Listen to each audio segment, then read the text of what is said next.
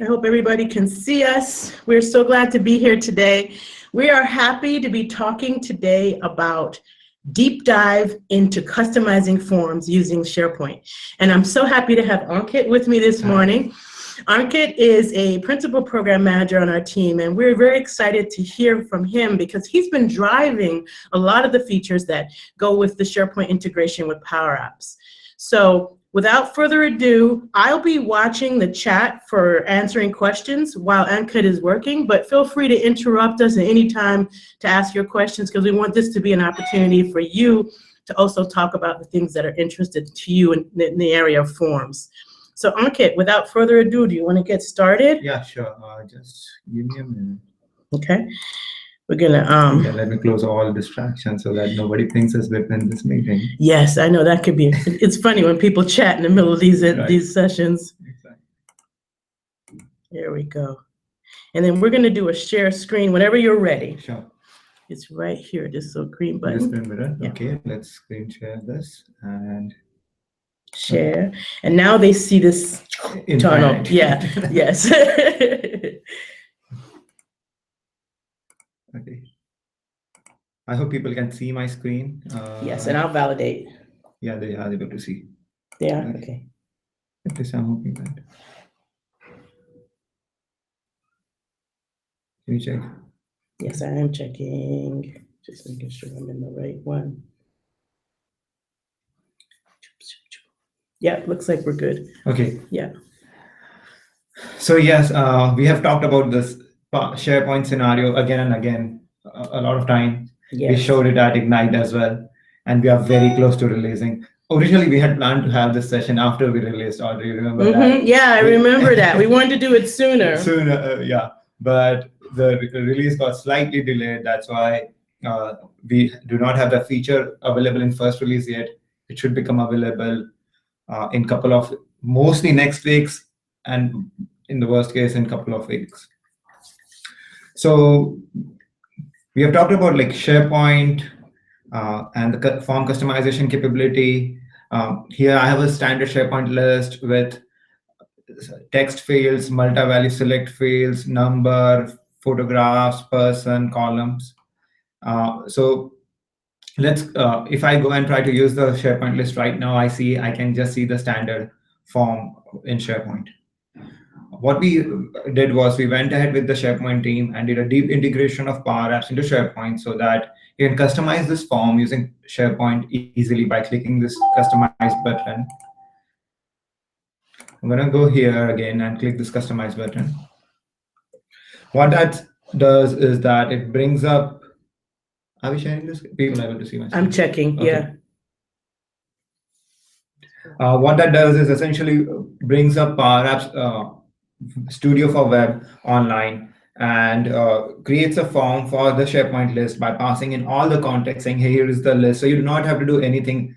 People who are familiar with Power Apps already know that you could always go to Power Apps and say, select the SharePoint site I want to create an app from. But in this form scenario, you do not have to do any of that. Just go to the list where you want to create the form for, hit the customize button. And as soon as we do that, the form gets generated and saved to Power Apps. One of the other things, Audrey, we did this with this is that now you do not even have to share them individually. Oh, it's automatically built in? Built in. Oh, that's awesome. Yeah, the forms essentially take the sharing permissions from the underlying from the list. We actually make a call to the list every time. To check permissions? To check permissions. Wow, that's a great feature because that's one less thing to worry about, right? Exactly. Just edit your form and just publish it and you're good. Yeah, just edit your form. For example, we just created this form. Yep. I'm going to do nothing but let's say go back to SharePoint here to say, hey, I'm done. So we prompt you saying, hey, you need to save and publish your changes so that it becomes visible to SharePoint users. So let's do that. And with that, it's essentially saving the changes, sending a publish call to SharePoint so that SharePoint knows that this form has become active. Oh, it's taking you back too. And taking me back too. Right. So I can't get lost here. Yeah. Can't get lost. Yeah. Between SharePoint and Power Apps, it's really easy to get lost. Yes. Exactly. Yeah, we make sure you don't get lost here. I like it. And once we click the item again, the form will load here. We are still working on the performance of this. And so And there we go. There we go. There's Okay. the form as we had created as is. I can switch items and the switch. Oh, it automatically Right. checks, okay, which item you've selected. And it So shows the that- integration is looking at what they're selecting in the item list. Right, exactly, and Okay. showing that. Okay.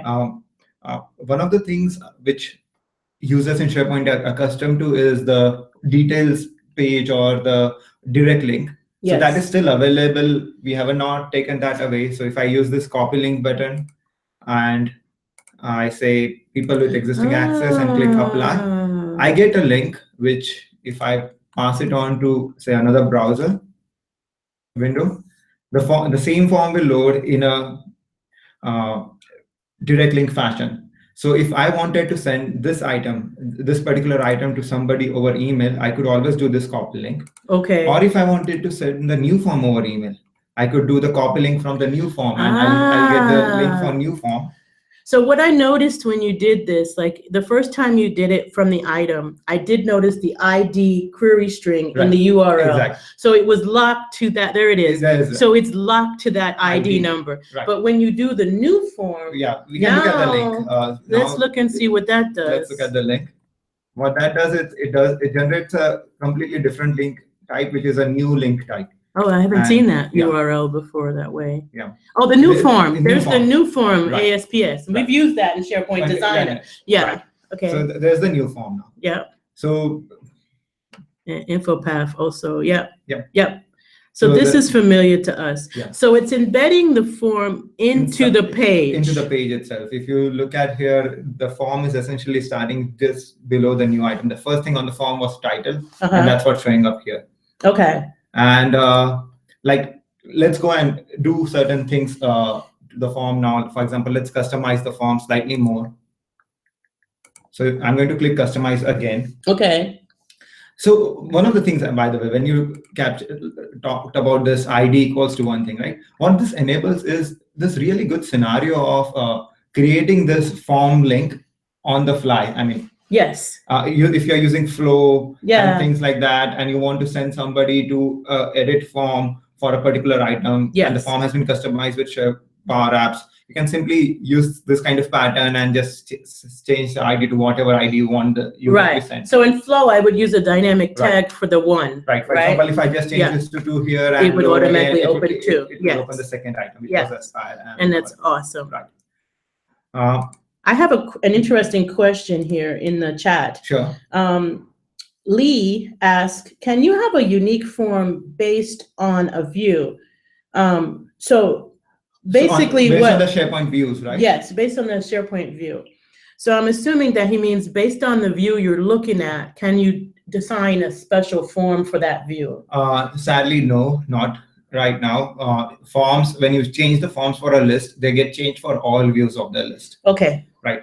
Forms are not view specific. They are right now just list specific. Gotcha. Okay, that helps. What we can do essentially is based on the user who is coming into Power Apps. Yes. Maybe do this other things like decide to say which screen we take them to or which screen we do not take exactly. them to. And I've seen that. Right. Yes. So that's something we will dig deeper into slightly later in the conversation. Good. I just want to, one more question I want to throw at you. JP mentions that he's not seeing the customized form option in his SharePoint Online. Do you know why that might be? Because it has not released as we just talked about it. Oh, right? okay. Yeah. So it was supposed to release mid-October, but there was a delay from our end. So it has not released yet. We are hoping to release it by next week or worst case the week after. Okay. And when this happens, naturally there will be a blog post going out both from us and SharePoint site, and it will be available for tenants, first release tenants. Okay. So if the entire tenant is within first release, then you can get it. If you just have certain users in first release, you cannot get it. And the rationale for that is because if suppose you are in first release and I'm not, and you customize a form, I will not be able to access that list anymore. I will not be able to change that form anymore. That's why we are releasing it at a tenant level and not at the first release. Okay, so by early November, like the first week in November, you'll start seeing it. They're in first release as a tenant. As a tenant. Okay. And then we do the normal SharePoint cycle of 4 to 6 weeks of first release feedback before we release it publicly to all tenants. Okay. And Lee, just FYI, Lee, if you want to reach out to me and get some early play time with this or something, I can arrange that with you. You know, just reach out. Yeah. Okay. I'm sorry to interrupt you. Keep going. No issues, no issues. Yes. Right. We were looking at the form again. So let's say we want to customize it. I see that the auto generation added a bunch of fields which are interesting, but sort of like not really interesting for me to keep on the form. Let's say I do not want this compliance ID and other things. So what I can do is I can select this form from this left panel. Yep. By the way, I'm guessing this crowd we have today is already familiar with Power Apps, but just to give them a quick overview of the Power App Studio. This is the Power App Studio, looks very similar to PowerPoint, and it's a combination of the skills you learn in PowerPoint and Excel. On the left-hand side, we have this screen navigator or the screen browser or the control tree, where we show you all the screens and all the controls on the screen. In the middle, we have the canvas where we actually show you the screen, and on the right, we have the properties panel. So I just want to say one thing. I'm sorry to interrupt you, but here's a mistake that I made. I just want to save you guys. At the top of the Tree Explorer, you'll see there's something called SharePoint Integration. Right. And if you click on that, this particular item in the list has properties on it. And I made a mistake of deleting the properties. Okay. That is important because it looks at which list item has been selected. Right. And so yeah, I was going to get oh, you're going to get to that? Okay, okay. Don't delete it, because I did that. I deleted it, and I found out no good. So this SharePoint integration control is essentially the one which is driving the whole integration which we are seeing on the SharePoint side, which is the ability to get the selected item. What happens when the new button on SharePoint is clicked, the cancel button, save button, and things like that. It's real important. It's real important. Exactly. If you break this one, you will lose the functionality will stop working. That's a very important point. We will actually talk about what happens suppose you break all of this and how to recover get it back. Thank you. Thank you, Ankit. So let's say we go back to this forms, and at this point I want to remove this fields. So there are multiple ways to remove those fields. I can select them directly from here and hit the delete button, but that's not that intuitive sometimes. So the way I do it is I always select this form from the left-hand tree, SharePoint Form 1. I go to Properties, and then I see this data option. When I click that data option, this nice wizard-like pop-up comes up, which shows me all the fields we are getting from SharePoint. And then I can simply select or deselect them. So let's say I deselect this created by, deselect this created and modified. I did not want on any of those.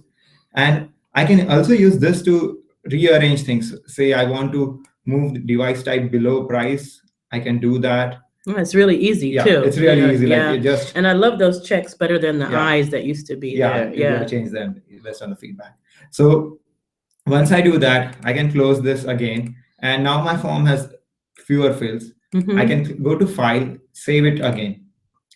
This is another functionality which I want to talk about, which is available in Power Apps, which is save and publish. But we brought that into SharePoint integration as well. Even after I save this changes, suppose I did not want these changes to be visible to my end users yet. I will not publish it. Because I have not published it yet, if we go back to this form again, we'll see it is still showing the old form with all the additional fields. So it gives you a little bit of control about when you release changes to your end users. That's awesome. So I can do things like that. That's awesome. Let's publish at this point, and I'm going to hit publish, and have published my changes. Now, if we refresh this list again, this time around, we should see the new changes available because we published it. Anybody, let me know if you have questions on that, because that's an awesome feature. You want to have the ability to control how you release changes to your forms. And there we have the new screen with the additional fields gone and the rearrangement we had done. So as soon as we did publish, it became live. Suppose you accidentally publish something and you want to revert. That's also available. So if I go to the see all version. Mistakes never happen, Ankit. What you talking about? We all know what we're doing. But show us anyway. Go ahead. at this point, if I come and click the Yeah. See All Versions Yeah. button, we take you to this Power Apps website.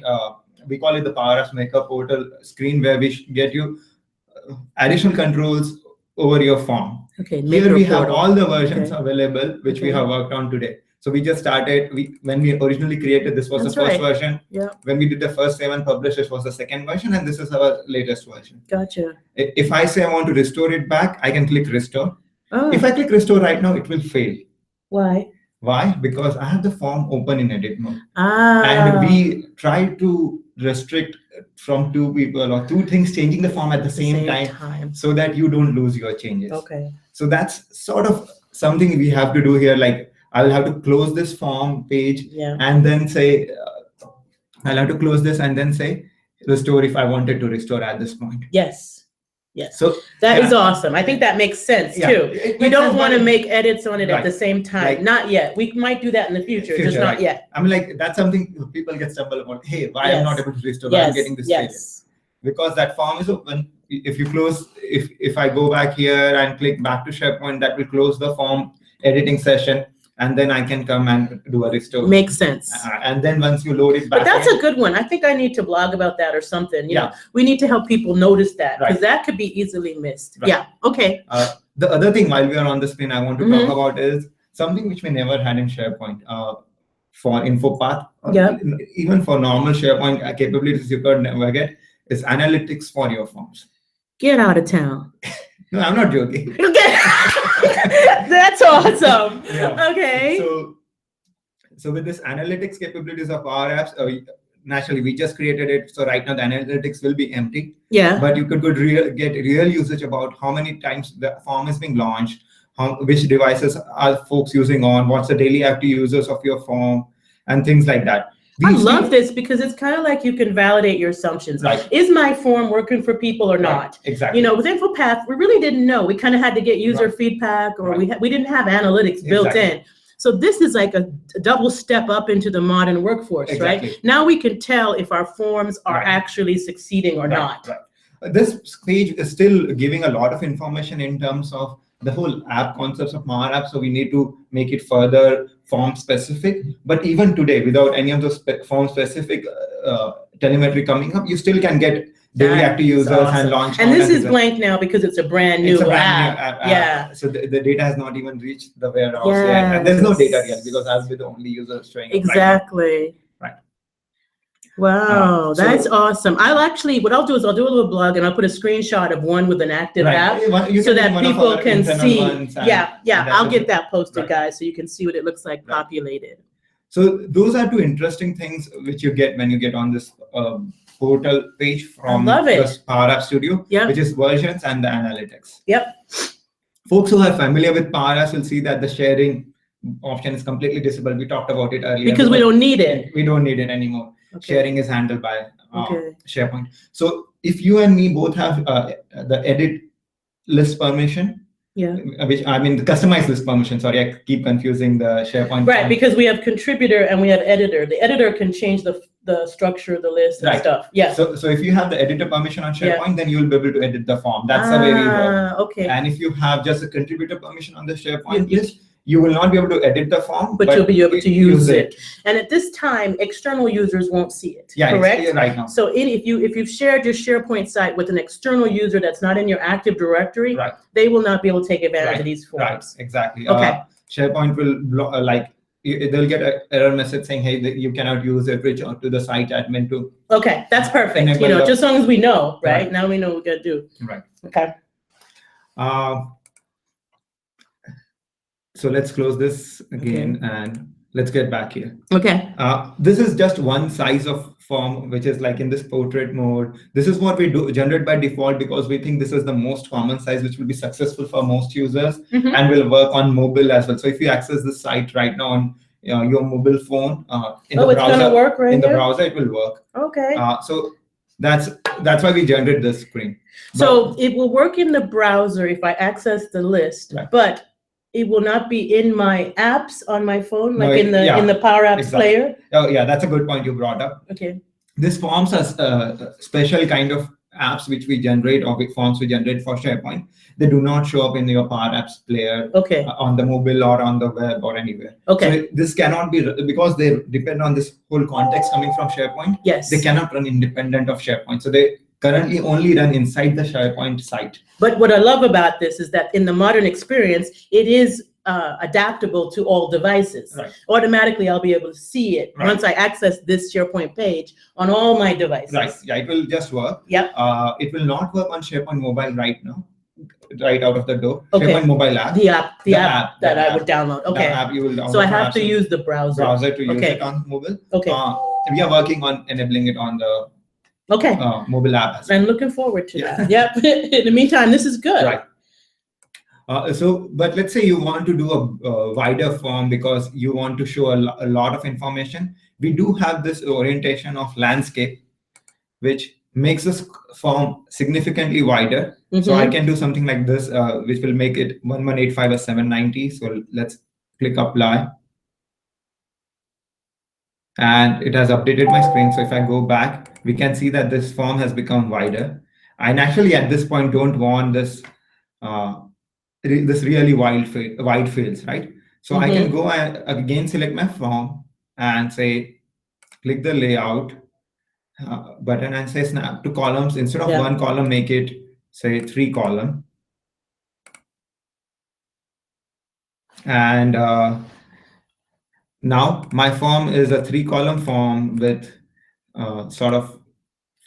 Can you get that back again? Can you go get that again? So I go click the form. Okay. I click the layout. Okay. And I get this option about how many columns I want in my form. Okay. So I can, by default, it was 1 because it was in the portrait mode. That makes more sense. I can make it 2 or I can make it 3. Okay. Let's make it 2. I can change it from this vertical layout where title and the value is one below other to say side by side. So let's do horizontal, and you'll see that all the controls changes to the side by side thing. So the only way to get that panel to come back where I could change this is to click on SharePoint form and then go over here. Gotcha. Right. Okay. I mean, I think that's good. No, I understand. Yep. Yeah, it's double click, but I think people are working on improving it. Okay. That's really cool that you can snap to as many columns as you want. Yeah, you can snap to as many columns, and let's say I wanted to make one of this as you can span. I can span them. That's good. Right. Okay. That is if the snap column property is true, it will snap. If I disable the snap to column property, I can make it any arbitrary size. Yes, I gotcha. Yep. So if at this point, if I go and save it, and again, let's save and publish these changes. Now, I notice you have a habit of saving, but if I go back to SharePoint, it would prompt me to do both of those. Okay. I have a habit of saving and me too. I have the same habit. Because I want to keep this open. I want to keep my SharePoint site open side by side. Oh, you don't want it to close. Right. Okay. I want to save this. Well, that's a good tip. Right? That's a good tip. If you're kind of working like you want to test and then come back. Exactly. I like that. Okay. While I'm testing, I do that. Okay. When I'm done with all my testing and my final changes, then you do the back to SharePoint. Back to SharePoint. Makes sense. Now see, this screen has become a whole white screen, and we can see it is taking up the entire space in this view. Oh wow! So it is. So you use the copy link to get this, right? Yeah, this is a new item because this would be too wide for that panel. Right. For that panel, we still size it properly so that it shows up. Yeah. But it will be wider than the normal thing, so it will look really wide, I see. Right. But if you are so the scenario where I think this is most useful is when you are having a form which you want to send out to everybody to fill in and you want a lot of data, then use the white mode, get the new link and send the new link to everybody. Right. That way they're not distracted by the rest of the list. Exactly. Just do this form. Just do this form. Okay. They do their form. They hit this save. is kind of similar to the InfoPath web part. Exactly. Similar. Yeah. Kind of. Yeah. Right. Okay. So let's go back. Is there anything specific? Yeah, I have a couple of questions, if you don't mind. So I hope I say this right. Srivasa wants to know if she can have 2 different forms for the same list and link it to 2 different fields on the item. So I think she wants to, first of all, your form will automatically be bound to the schema of the list. Right. So all of the list fields. Right. Which fields you show on your form is always up to you. Right. In any scenario. But having two forms for the same list, let's talk about that a little bit. I mean, that's a slightly interesting question in terms of like, what's the scenario we want to do with that? If the scenario is that you want to have two different forms because you want to show a view form slightly different from the edit form, for example, or the new form. Yes, and I've done that in the past as well. Right. That's one common scenario. That's possible. I will show that just now. The other scenario could be you want different users to see different kind of forms. So that's also possible. It's slightly more amount. I can show you one form where I do that, where I, based on the user's ID, show a particular form or the other form. Those are the two scenarios. Okay, well, it seems like both of them kind of want to know, like, how do we use rules to hide and show things based on some field value? Okay. Yeah. So let's do that. Okay. So we want to use the data to determine what's going to be seen. Right. Yeah. Exactly. So let's solve all of these questions one by one. Let's say we first are talking about the new scenario, and the scenario of depending on the form's status, we want to show or hide fields. Yep. So I'm going to select this form. I set this into new mode just because I'm working on it right now. Yep. And I do not want this checked out by field to show up when the form is in new mode. Because if I'm just creating a new item, I do not want people to check out or check out. So let's select this checked out by, click this visible button. If I click this visible tag here, it takes me to this formula bar for visible. And at this point of time, I want to write a formula here to say, hey, show this form, show this field only when the form is not in new mode. Okay. So I can do something like if. So while I just want to clarify that. So when the form is not in new mode, what you mean by that is they've clicked edit on an item. On an item, right? Versus clicking new, right, which would put it in a new mode. Exactly. Okay, got it. So I can do something like if my form is called SharePoint form 1 dot mode equals to form mode dot new, which essentially is saying, hey, if the form is in new mode, then make the visibility as false. So I'm just going to call it false. Otherwise, make it visible. So I'm going to set it to true. What that does is sets the visibility of that field to false or true based on my form mode. So right now, I had set this form mode to new. That's why it's not showing up. If I change it to edit or something, I got you. And you changing that, I just want to point out to everybody listening that when you change that default mode, the corresponding action that would be happening on SharePoint is clicking new would make that default mode new, or clicking edit would make that default mode edit. So if at this point, again, I go save and publish these changes, and if we go to SharePoint, we can see that. Yes. And before we go to SharePoint, I again want to go back to SharePoint integration object as we talked about earlier. That's essentially what Audrey called out. If you see when the new action is called from SharePoint, we set the form in the new form mode. And when the edit action is called from the SharePoint, we set the form in edit mode, or on the view, we set it to the view form mode. So that's exactly what happens. The same thing gets changed. So I have saved and published. Let's go and refresh this again. And at this point, if I click new, we'll see that the new mode, the checked out by field should not show up. The checked out by field is not showing up. Gotcha. Right? Right, because you did new. New, right? Yeah. And if I just select the item, the checked out field is showing up. Now you see it. Right. All right. If I select Let me know, guys, if this is answering the question on visibility. Right. This is one way of controlling visibility based on the form mode. Yes. Now let's go ahead and control another visibility. Let's say we will control the visibility of this. Whole card due date based on whether the checked out field is filled or not. Okay. Because if the checked out field is not filled, there's no new due date for this thing to be returned, right? Yep. So I'm going to go to rules. Makes sense. No checked out, no due date. No checked out, no due date. Exactly, right? Let me just move the form back into edit mode so that I can see my checked out date. Yep. I see that now. Now I'm going to go to rules and say new rule. Now I will select this one and say new rule and say add a condition is blank. Okay. If this card is blank, then I'll say define action. So this is the rules panel. I think I love this. This is so fun. Like we have talked about this before. Yes. But I'm going to say define action. Let's go. Let's go. Yes. Which enables this action with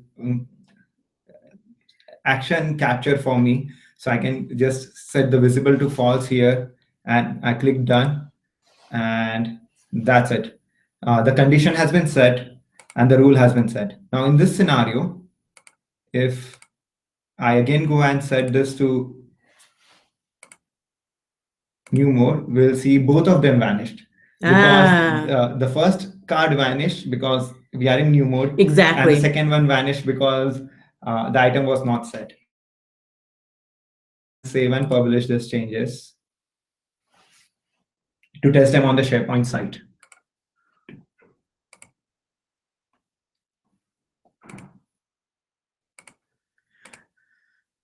So this, while that is loading on that side, let me show something. So what this essentially became was a data-based rule, right? Okay. Because we said the data for this is blank or not. If I go here and click this visible again, we'll see that the formula was set, saying if rule 1, then make it false. Do not make the card visible, otherwise make it true. Gotcha. And rule 1 is defined as the rule which says that is blank, the data card value 6. Gotcha. But instead of that, if I say wanted to write this manually, I could have also written it specifically saying this item dot checked out.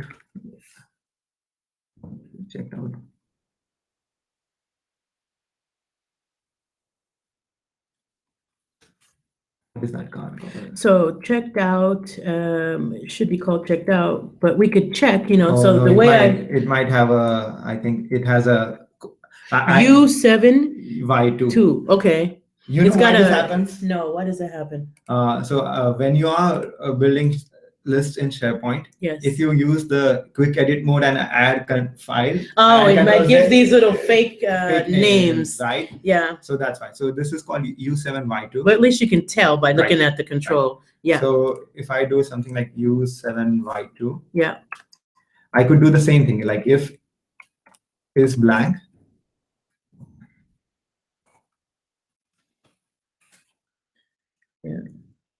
this item dot U7Y2, then false versus true. Yeah. This is doing the same logic, which is saying check the value of this value coming from SharePoint, the current item's value of this thing, and if it's a blank, then set it to false or true. So but it was harder to do that in a formula, right? Because it takes a little bit of experience with formulas. Right. But with rules, you just kind of did it and it translated it for you. Exactly. I love that. Right. Okay. Similarly, the other thing with rules is, for example, let's say we want to make the price field colored based on the how costly it is, right? Yes. So same thing. If I go and say put a rule and put a condition, let's say if it's greater than 1,000, yeah, then add define action and make the fill color of this thing as red to sort of show that it is costly. Yep. And say click done. Yep. And now you've got that condition. Action is saying error. So I believe it's because you need dot text at the end of that, which you may need to wrap into a value, but we'll see. Yeah, I think I need to wrap this into value because text. Yeah. Yeah, you're right. I will have to wrap this into value because this is now taking it as a text field. Yeah. And that's it. Yeah. Done. So, and it did most of the work for you, right? And now if you want to edit the rule, you go back to the rule and then you can edit the rule. I can edit the conditions. Yes. What happens, right? Yes. So similarly, like here, I again use the rule builder. Yeah. Instead of this rule 2, I could have written, I could have actually used the value by saying this item dot it's called Q3T1 here, so Q3T1, and it would have worked. Okay. So rule builder can be used to show height fields based on your conditions. Right, and it's a little on easier than highlighting. having to play with the formulas, right? So, but you can still do the formulas, because like sometimes I'm just fast at formulas. I might choose to do that. Other times it's faster. I want to point out what Graham is saying, and I hope I see his name correctly. He points out here, you can also set a card to required and reference its valid property. Right. Right. So thank you for pointing that out, Graham. So you can reference a valid property on a card, and then now you can do some data validation pre-submission. Right. And that's great because it always helps our users, right? Exactly. Anybody building forms wants to have some data validation before submission. That's right. And if you set them to required on the SharePoint side, they will be honored even in Power Apps. That's something we have always done. Yes.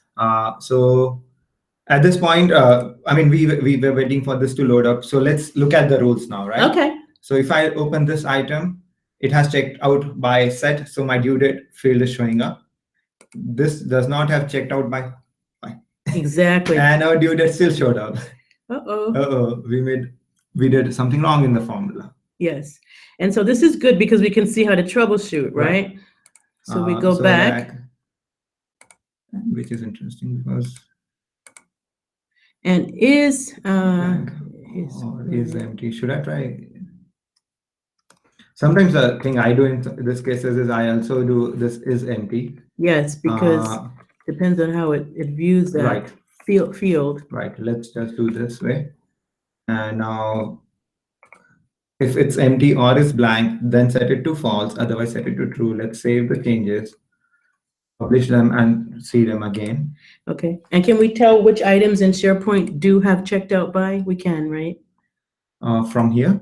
From the SharePoint list, right? So we can see what's checked out. Only the first one only the first one. Okay. Has checked out. Everything else does not. So let's just refresh this again and see how it goes this time around.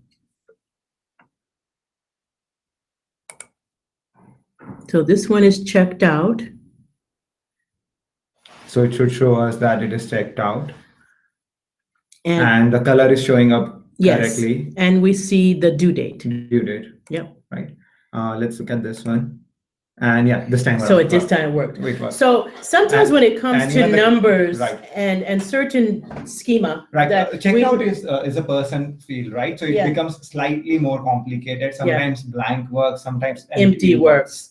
So this is about understanding how SharePoint schema is translated, right? And again, if you guys want some information more about this, or you would like a blog on, helping you to understand how schema maps to functions, I can definitely follow up if you guys need that. But that's what happened here. Right. And that's essentially what happened. Yeah. And otherwise, this is working well. Right. Yeah.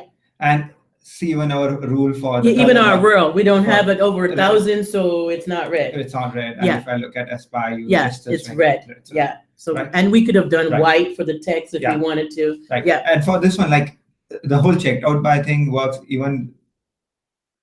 I think. Yes, it will work. No, it should work live.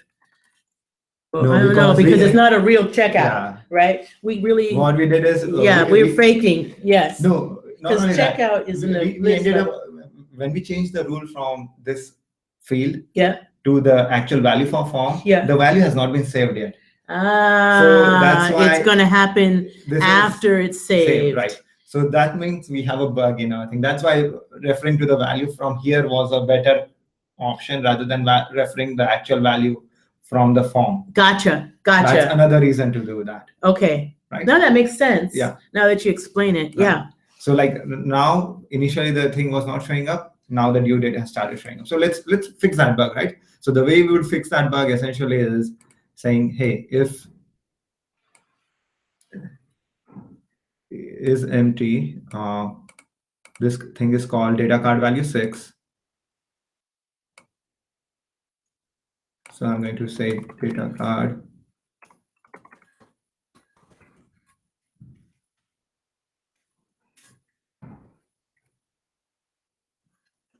value 6 dot selected, and I think this will fix that bug as well. So let's just save it. Let's give this a try again. Meanwhile, are there You any don't need the questions? value after selected. Selected is enough. Yeah, because we did the is empty, right? Okay. Because is empty works on a record, Okay. and selected would give us a record back from SharePoint, and that's why it Okay. would work correctly. Okay. This is good. I mean, this is what I call a deep dive, because I haven't even run into that. Right. Now let's try with this one. We will Yeah. tab because it also does not have a checked out term.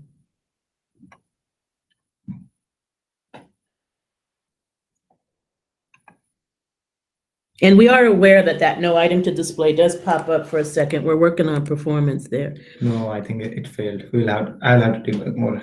Okay, and we'll follow up with you on this. And I Right. think what we're doing is we're running into a situation where certain schema items require a little special attention. Right, exactly. And Sue, you definitely will get a blog on this. Right.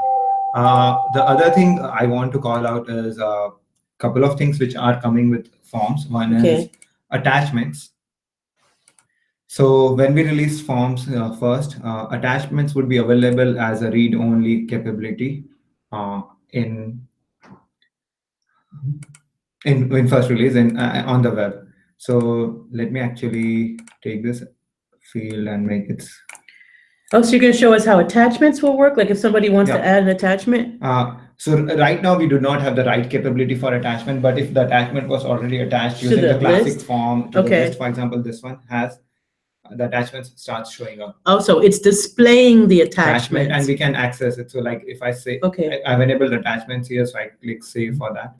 And this was always working. I never shown this. This is a multi-value select.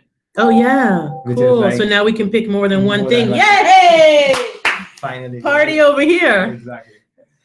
So this is also, both of these things, the multi-value select and attachments will come when we enable forms experiences. Oh, that's awesome. Attachments will work read-only and only on web initially. We will fix that in a couple of sprints. And so let me just check that I understand correctly. The attachments now on the form will show if they've been attached. Right. Can I click on them and open them? Yeah, let's do that. So let's save this and publish those changes again.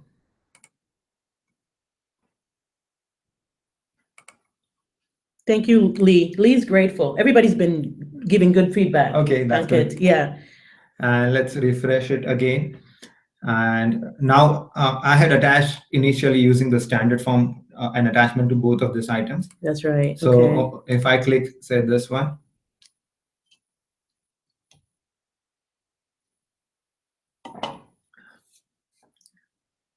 And there you go, it loaded. And the attachment is available. Okay. And I can click that. And it will. Okay, so it's treating it like a download. You can click hide. You're fine. I can click hide here, right? Yep.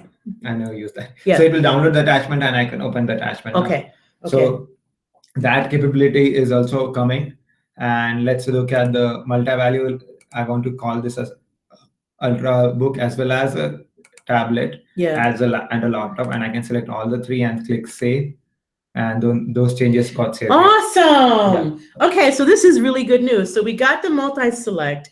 We can display any attachments that exist, click on them and open them in the client. Right. And then soon we'll be able to have an upload for attachments. Do you know how soon? Can I push you to say, give me an estimate? No? Hopefully by the end of year, if not very early next year. Yes, and all of the features you showed just now will work in the Power Apps as well, right? Right, the multi-value and attachment will work in standard Power Apps as well. You do not. Yes, USB 4000 wanted to know that. So the answer is yes. Right, multi-value will work on all devices as soon as we roll it out. Yes.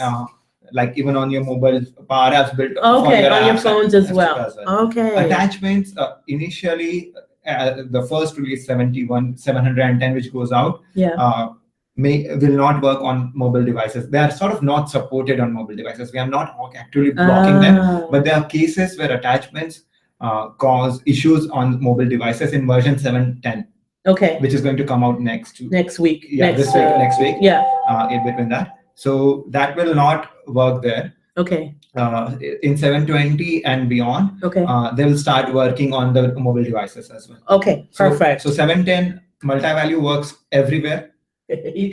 Attachments. I'm getting very positive comments. Lee said This his whole thing is he needs an emotion icon for yummy. You know, what do you call it? Emoji for yummy. So this is awesome. No, Okay. Ankit, is there anything else that you think you can share? Because I did want to give people a chance to ask any other questions, but this is awesome. I do want to share one thing. Yeah, which yeah, is come like, on. let's go and do that, which is something I think somebody asked earlier as well. I want to actually break down this form into now 2 pages. Oh, Yeah. Okay, let's do it. Like not to, the form. Essentially, I want to have a different form completely for my say view screen versus new screen. I like and that. edit screen, right? Yeah, that's So we talked about that earlier, saying hey, yes. you And can. somebody has asked about Right. that. Yes. So what I'll go at this point and say, and I'll one of the things I like is simply say duplicate screen. That's the easiest way to do it. Yep. Because it will duplicate. That will give us the form that's there as well. And it will set up the form correctly, because otherwise the form's data source needs to be set up to to the list. And the item property needs to be set up to the SharePoint integration.selected object. And we sort of do it's done already. So just duplicate it. Yes. It's done already. Okay. And we sort of do this kind of a formula as well. So that when you are in authoring, we at least show you the first item from the list so that you can make sense of it. No, it's perfect. Right. And those of us that are geeks out there, I know there's others of you like me, go ahead and look at these formulas and learn from them, because they are revisable. Just be careful, right? But when you duplicate, you can reuse. Actually, let's push it there. Let's cover that thing, which Yes. is like, if you ever mess up your form completely, Yes. we have versions to go back. That's right. We can go back to the previous version. Exactly. Oh, that's a safety net. Suppose even if, like somehow your versions are not working well, or you're not happy with this at all, the way you go and turn off it, if I go to list settings. Okay, this is good to show. Guys, pay attention. This is a good one. If I go to form settings, people who have used SharePoint for long have known this page. But this page has changed now. Now it has 3 options instead of 2 options. Which is InfoPath people know about this page. Exactly. Yeah. So if I click this, use the default SharePoint form and click OK. Yes. What will happen is the Power Apps form still remains. It has not been removed. It's not gone. It's not gone. Yeah. It's just that it has moved to start using the default form now. Yes. Right. Yes. And let's do some changes here. And when we save and so the thing is, I can get my Power Apps form back either when I do a publish from Power Apps, or I can go to the list setting and again set the use it again. Let's say now we'll make the changes of view versus. So I'm going to rename. I'm so glad we have that integration there. Yeah. So let's call this as the view screen. Yeah. And just to make it easier to remember, and let's call this form as the view form. Yeah. I like that you're renaming these. Right. It makes it easier later when you need to figure out what's going on here. And okay, this has been renamed. And this one I'm going to change the mode to view, because that's the one it's mostly going to. Because it's a view screen. Right. So it's easier for me to build while I'm building. Yeah. And I want a different layout. Maybe I do not want the horizontal. I want the vertical layout for this.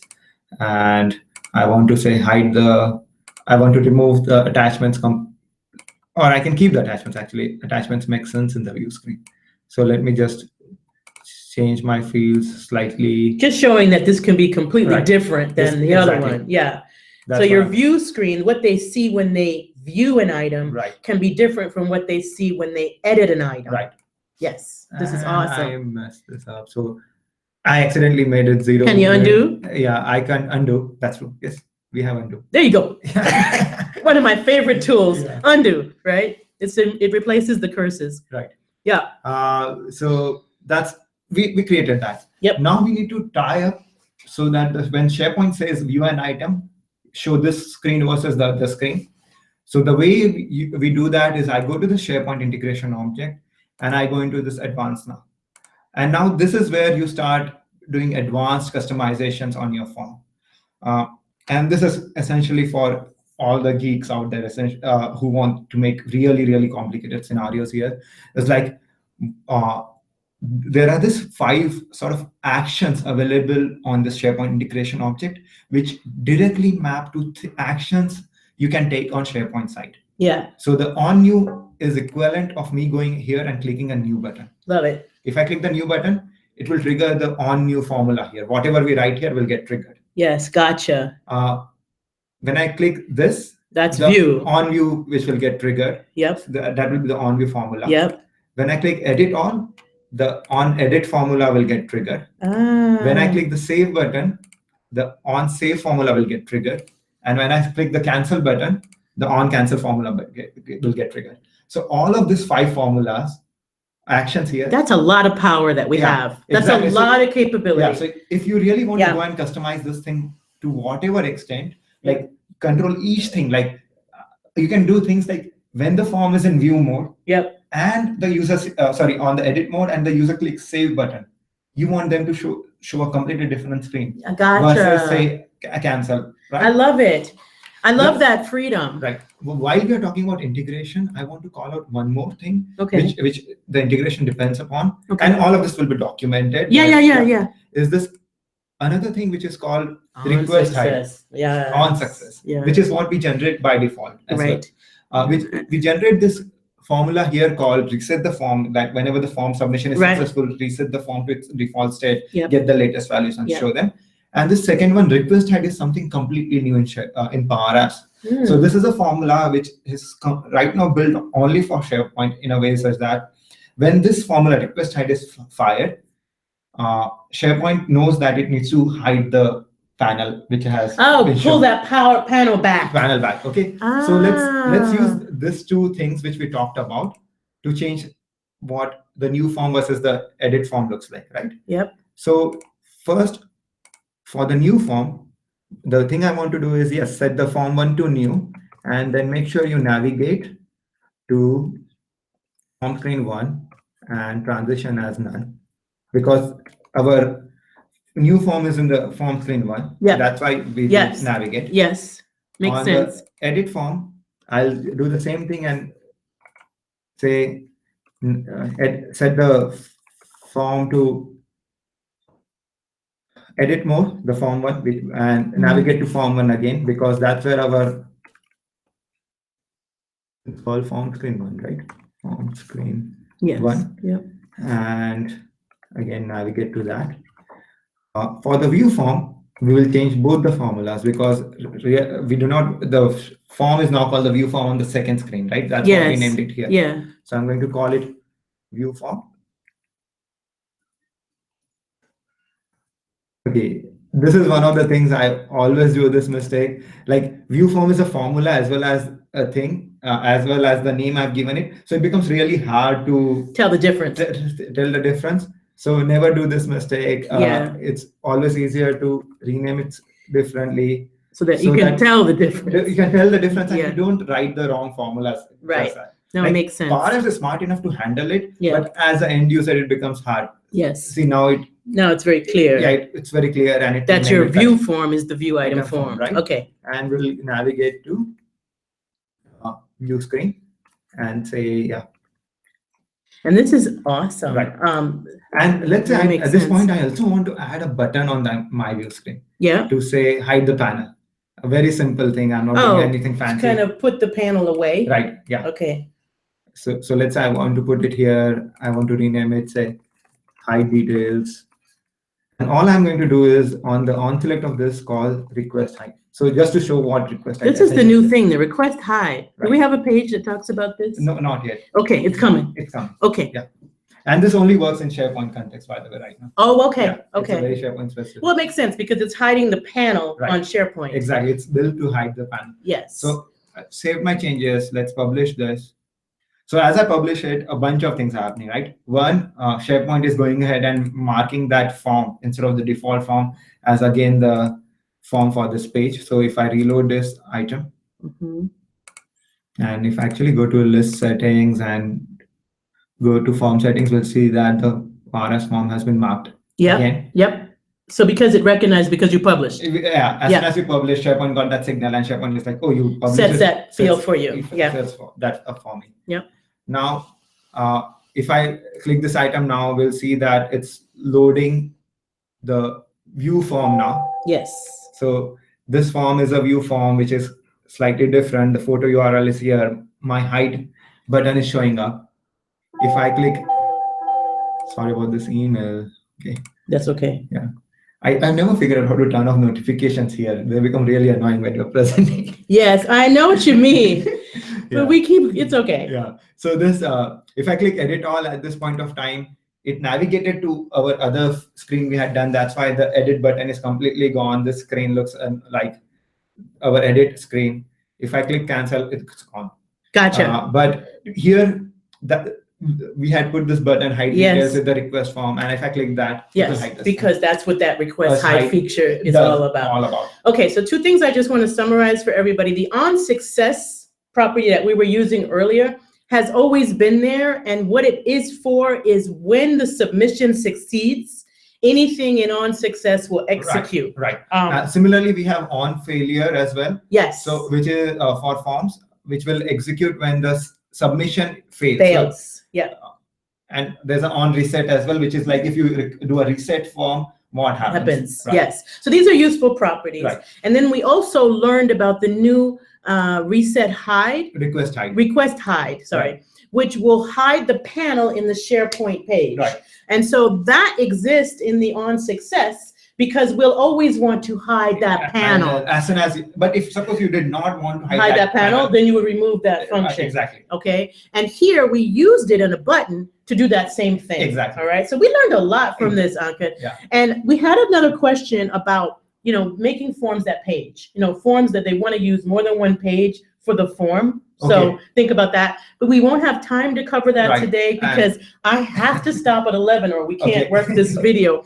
But I want you to know that we do plan to follow up with a conversation about that. That's something that's asked of us a lot. Right? How do we do paging? How do we do multi-page forms? Right. Where you don't want it all to fit. You don't want them to scroll to eternity. You want a page. We get that. So we will plan that next. Another thing that I want to let you guys know, if you will put your questions and suggestions on the forum, then I will be able to follow up on specifically what you need. Right, exactly. Please feel free to post your questions on the forum that you have. And if you want me to do something as far as blog or do a webinar, just give one of the labels, put my name, Audrey, A-U-D-R-I-E. And then I can search for all the questions that want me to do something. Right. And I'll be glad to make sure that happens, right? The PMs are all working with me, so there's all of us that want to give you the good content. This is awesomeness. And Ankit, I'm so grateful that you came today and that you shared this with us. We're going to have you come back again. Yeah, sure, definitely. Because we got too much out of this. Exactly. We got to have you again. I mean, that's what, when we built this whole integration, that was one of the principles we followed with we'll make it super easy for what we generate by default. Okay. You do not have to think at all about it. Okay. But we will give you almost all capabilities to do things as you want. Okay. And make the forms really, really complex. I'm so excited. Right. What your business process needs to be. Okay. And if you want me to help in any way, Right. Ankit, which means, do you want me to try doing a forum in a business scenario, and then we can share that with others during either a webinar or a blog, I'd be glad to help out because I'm so excited to share this. Yeah. This is just awesome. We can't wait till you guys start using it. Definitely. And giving us feedback. Right. And by the way, if you're interested in joining our influencers program, we actually have a program where you can provide feedback and get visibility into early bits and things like that. So reach out to me if you're interested in that as well, because we're getting excited about monthly touch bases with our influencers. In many cases, you do have to go under NDA to get the early, news before things are released. Right. But today you all got an early news on something that's not released yet. Yes. So consider yourself all special because, we don't do this a lot. Right, we don't do this a lot. So we know how important this is to you. Yeah. So thank you for coming today. And thank you, everybody. Let us know if you need anything. Right. And happy power apping. Go here.